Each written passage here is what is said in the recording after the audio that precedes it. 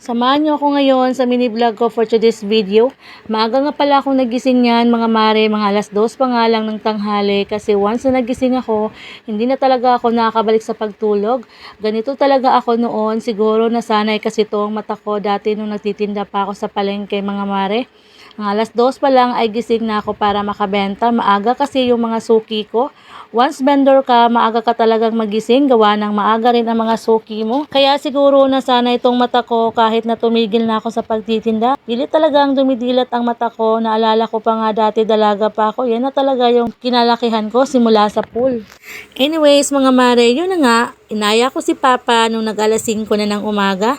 Inaya ko si Papa na pumunta kami sa garden para manguha ng gulay para ulamin namin ngayong umaga. Nakabili kasi kami ni Mama kahapon sa palengke ng isda.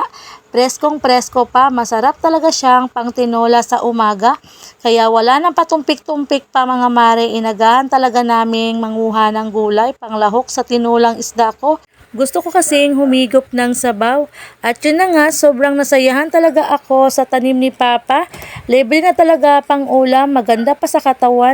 Bukod pa dyan, iwas gastos ka pa. Char, tipid-tipid ba? Kaya maganda talaga mga mare, pag maluwag-luwag yung mga bakura natin ay magtanim tayo. Para naman pagdarating ang panahon, pag wala ka ng maulam, libre na. Pag may tanim, may aanihin. Kaya bilib talaga ako kay Papa, kahit matanda na ay masipag pa rin siyang magtanim. At yun na nga mga mare, nahirapan talaga si Papa na buksan yung gate na ginawa niya. Maganda din tong naisipan niyang pangbakod, kaya nga lang mahirap buksan. Kahit nga siguro magnanakaw, mahihirapang pumasok. Kaya natawa talaga ako dyan ng sobra mga mare. Pero ox lang, nabuksan din siya pero matagal nga lang. Oh no! Thank you Lord, after 100 years, nabuksan din. Buti nga lang din mga mare, nagkasya si Papa sa ginawa niyang gate. At yun na nga, sumunod din naman si Tantan na pumasok. At dito naman sa tabi, si Dada nakaupo, hindi na siya pumasok. Gawa ng masama rin naman yung pakiramdam niya. At sumunod naman si ako, Char. Nahirapan nga lang akong pumasok niyan kasi sobrang taba ko na talaga mga mare. At yun na nga, gusto kong i-flex sa inyo yung upuan, napaka-high-tech talaga yung upuan ni Papa. At yun na nga, nag-start na nga si Papa na manguha ng gulay. Nilinisan na nga to ni Papa dito, pero pagbalik niya, marami na namang damo. Palagi kasing umuulan, kaya tumutubo talaga yung mga damo. Taga-video lang talaga ako dito, Char. Hindi na talaga ako tumulong kasi wala lang, carry ko lang talaga na mag-video talaga ako sa buong araw. At yun na nga, hinayaan ko na nga lang si Papa at si Mama na mamitas, at si Tantan naman yung taga-bit-bit nila. Sobrang natuwa talaga akong tignan sila. Nakakatuwa talagang tignan mga mare pag may ganito talagang garden.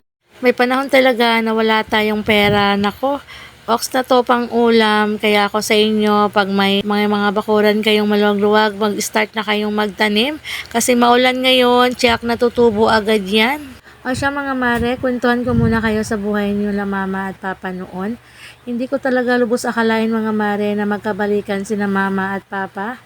Nagiwalay kasi sila Mama, mga ilang taon din naman silang nagiwalay. At buti na lang nung tumanda din sila ay nagkabalikan din. Naalala ko pa dati mga mare, grade 3 pa yata ako noon. Naalala ko pa dati na walang araw talaga na lumilipas na hindi ko pinagdarasal kay Lord na magkabalikan sila Mama at Papa. At yun na nga, hindi talaga ako binigo ni Lord mga mare. Nagkabalikan nga si Mama at si Papa. Kaya naniniwala talaga ako sa forever, Char. Tingnan nyo nga ngayon si Mama at si Papa. Minsan nga nag-aaway sila pero nagbabati naman agad. Matanda na kasi sila kaya siguro nakapag-adjust na sila sa mga ugali nila. Si Mama kasi may pagkamaldita talaga ito si Mama. Kaya hindi ko talaga ipagkaila na sa kanya talaga ako nagmana. O siya mga mare, hindi ko napapahabain pa ang kwentong pag-ibig ni na Mama at Papa.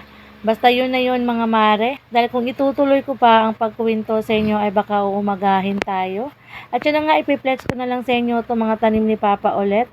At sana wag kayong masawang manood dito sa video ko. Yun na nga mga mare, pangalawang araw nga namin dito kina Mama. Kasi undas ngayon, walang pasok yung mga bata. Madalang nga lang kami nakakauwi dito mga mare. Kasi gawa ng may pasok yung mga bata at may pasok din si Dada sa trabaho niya. Namimiss ko kasi itong lugar kung saan ako lumaki. Nakakauwi lang ako dito kapag may mga okasyon at may mga importanteng bagay kaming aasikasuhin dito. At yun na nga, balikan natin si Mother Earth. Tignan nyo nga si Mama, marami na nga siyang nakuhang okra. Masarap pa naman to ang isawsaw sa suka na may sili. Nako, maparami na naman ang kain ng Marinyo.